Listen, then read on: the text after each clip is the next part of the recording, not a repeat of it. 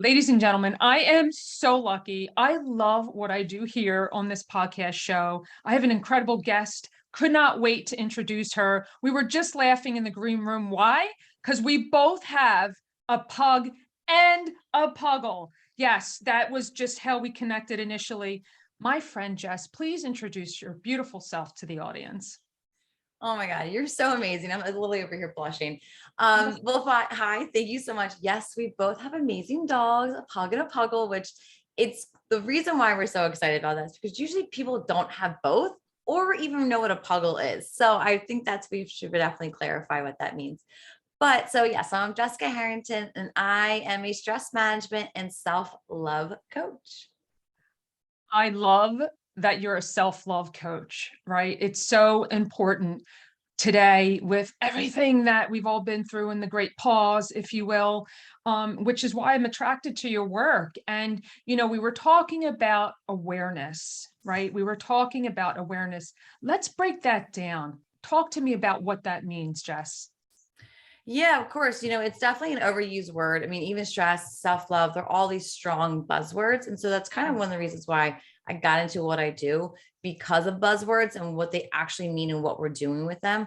So creating awareness is really creating the identity, finding who you are, learning about yourself, learning about your surroundings. It's about, I hate to use the word again, but becoming aware, right? So learning, seeing, touching, feeling, right? Just learning more about what is going on in your life. Because, like you said, there's so much stuff going on in the world. We get very clouded and distracted by what's going on in the world, and not even just the news. Putting the news aside, just in other people's lives. Maybe it's a family member. Maybe it's drama that's going on at work, right? So we get really caught up in a lot of other things and not so much ourselves. I love that. How can we individually, how can we tap into that awareness? Do you have anything that you could suggest? Maybe it's a few things. And why it's important is because of all the distractions that you just mentioned on the outside world. So what do you suggest, Jess? Yeah, of course. So the first thing I always say is, how are you spending 1 to 5 minutes, just 1 to 5 minutes a day, just you and your coffee? So I always call it your hot coffee moment. How often are we actually drinking the coffee when it's hot? Or are we looking for it around the house? Like, I had my coffee. I know I put it somewhere. Is it back in the microwave for the third time? When are you actually drinking the coffee while it's still hot and enjoying it? So how are you making that a priority in your life? And I say that because it's just 1 to 5 minutes, but what we're doing is building you into your habit. We're making you a priority. And the biggest thing that I always say is, we set the standards for how others show up for us. So if I'm making myself a priority on what I need and want, others will see that and want to do it as well. Right.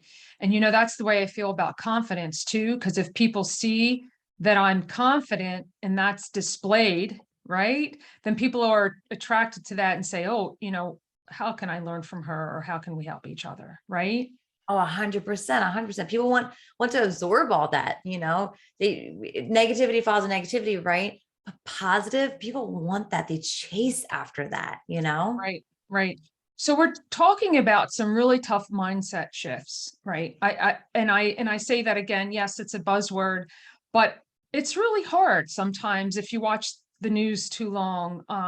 You want to stay up with what's going on in the world, and sometimes that brings us down. How can we continue to work on that self-love part? What else can we think about? Of course. And I love that question because it is very relevant. I had to find my balance myself because, like you said, there is a lot going on the news. And the hardest part is we don't have much control. And so that can really take a toll on us, among a lot of other things that we're seeing on there, right? So what do? Another buzzword is boundaries, right? So when I'm setting this 1 to 5 minutes a day, what is happening when I'm drinking that coffee when it's hot is I'm seeing what's the thoughts are going on in my head. I'm learning about myself. I'm learning what I need and want. And so, do I want more walks in my life? Do I want to try something new? Do I need a new recipe to try tonight? It can be the quote unquote basic stuff. It doesn't have to be, oh, I'm going to travel the world, which is great. I love traveling, but it could just be something we can do in the here and now. So finding that time for yourself, but by creating those boundaries, because when I learned to set the 1 to 5 minutes myself, I'm going to learn how to do it throughout the day. I'm going to learn that, okay, this half an hour of news was more than enough for me. I'm going to turn it off and I'm going to change it to something else. And Right. I'm also going to make sure maybe my dinner conversations aren't surrounding the news. Mm. Maybe that's not beneficial to me, but maybe it is. But the only way I'm going to know what I need is by spending that time to myself. Right. One of the things I do is work with some clients that might have like PTSD and stuff. And some of them want to talk about things, but some of them, they just don't want to think about it. Right. So it's finding the different ways that work the best for you in that moment. Again, so clarification, I'm not a doctor. None of that. But for me, it's finding the things that work for you in that moment and then growing from there. Right. But, Right. so I do want to disclaimer, it is great. Therapy is amazing. Please, if that's I totally recommend always therapy. So just want to make sure. Right. Disclaimer. Yeah. No, well, that's important too, because, we talk about credibility too. How is this the right person for me? So there's always that right Yeah. energetic match. That's important in finding someone who you can confide in and say, can I trust this person? Certain certifications are important to me. So, right. It's a matter of matching what's important to you. And I think it does come back to that self-reflection piece and recognizing who you are and living in your truth, because that's the tough part sometimes, right? Do you help people through that too? Oh, for sure. I help them through these different distractions, these things that are going on in their life, because it is not easy. I get my own support too. This isn't because I never have distractions or I never feel stressed or I don't have self-doubts. It's because I've been at the low and I've learned through that, and I want to help others as they're at their low as well. So that is definitely, I find I'm really big on, like I was saying, finding the things that work for you, because what worked for me might not work for you. So what is the steps that's going to be the most beneficial for you to help you get to where you're going? And if I could also add, and you can agree or disagree, and I think what's for me changes over time and what season I am in my life, right? Like what I needed 10 years ago could not be relevant for today, right? Oh, 100%. And that's, so I always say too, have your toolbox, right? So you might tell me, oh, you know what? I love knitting. That's my jam. So I might put knitting in my toolbox. I might not ever use it, but it's in there. So I always kind of picture it as you have hammers, you have screwdrivers, you have wrenches, you have all these things, but you might not ever use that one tool, but there's some that you always use. Maybe you're always using the hammer. So maybe just try to build that toolbox just so when that time does come, so maybe it's 5 years from now or in a different stress situation, you have the tools. I love that, is having something available by your side that you're thinking of, having it on the ready so that when you're ready to tap into it, right? We can, extend who we are. And I also like to think about, beginner's mind and having a fresh perspective every day. What do you think about that? Is that a good way to start something new? I like that. I like that because we get really caught up in our past thoughts, and tell me this is where you're going with this. We get really caught up in our past thoughts, our past guilt. And as much as, we think about it or we think about the future, we can't do anything. I can't do anything about the past, right? There's nothing I can change or control about what's already happened.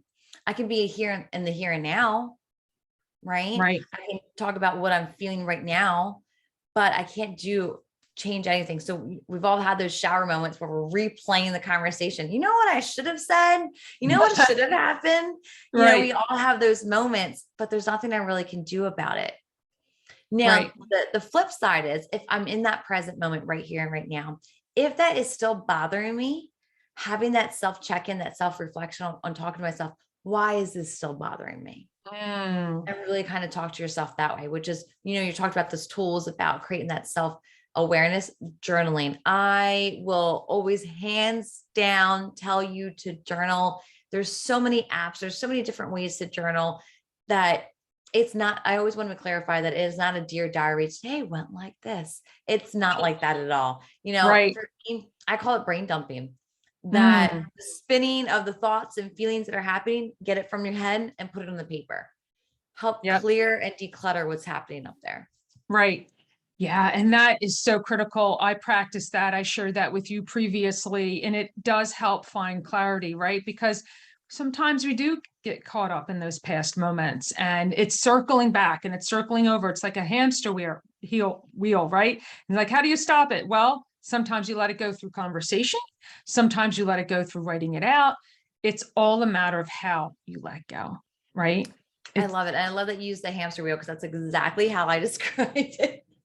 Yeah, yeah, Yeah. it's just because we see that and then we relate it back. So I love all of these tips. They're so of the moment. They're so critical for us to think about. I love this awareness theme that we tapped into today, but there's something that I love to tap into, which is the theme of my show. So do you have a particular article of clothing or accessory that's really cool with you? How does it make you feel when you put it on? You know, when you kind of warned me about this earlier, I was like, oh, I love this question. This is a great question because I'm really big on, dressing for the day, especially when COVID hit. That was a huge challenge I put through my Facebook group. I'm like, I know we all want our sweatpants, but I challenge you to still do your hair and makeup today and things like that. Granted, this is all natural today, guys, but it's okay. It's okay. There's going to be moments for that. But my first thought was obviously yoga pants, right? Just the comfortability of those. But then I think about what you are and what you represent. And so I started thinking about like the confidence that certain things bring me. So I love my heels, but there's a ring that one of my girlfriends gave to me when I was doing a photo shoot with her for my business. And it was the fact of her giving it to me. It was the fact of her going, this is going to make you a rock star. I wore it through every picture I did for that photo shoot. At the end, she goes, that's for you. You keep it. Oh, And it was such a simple gesture. It probably was like a thrift store ring, whatever. But to me, it was just going, to me, it meant she believed me and believed in me. And that stuck with me. So I wear that every time I go speaking somewhere. And that I take with me. I love that. That is so cool because every time you look down, it reminds you of that such great experience. So I love that you shared that with us. So Jess, you have so much to offer. If someone wanted to continue the conversation with you, where's the best place for them to find you? Yeah, of course. So the two things I always recommend are my Instagram, which is Mm. Journey to Yourself 101. And then I'm also really active on LinkedIn. I know there's a couple other Jessicas out there, so it's a little bit harder sometimes, but it is Jessica Harrington and it says MPH, which means Masters in Public Health. Awesome. So what I'll do to make it easy is I'll put those links in the show notes, and make it easy for them to find you because it's all a part of this awareness and good, juicy stuff that we get to live every day. Thank you so much for your time, Jess. This has been such an honor. Oh, I appreciate you so much. Thank you for this. Yeah.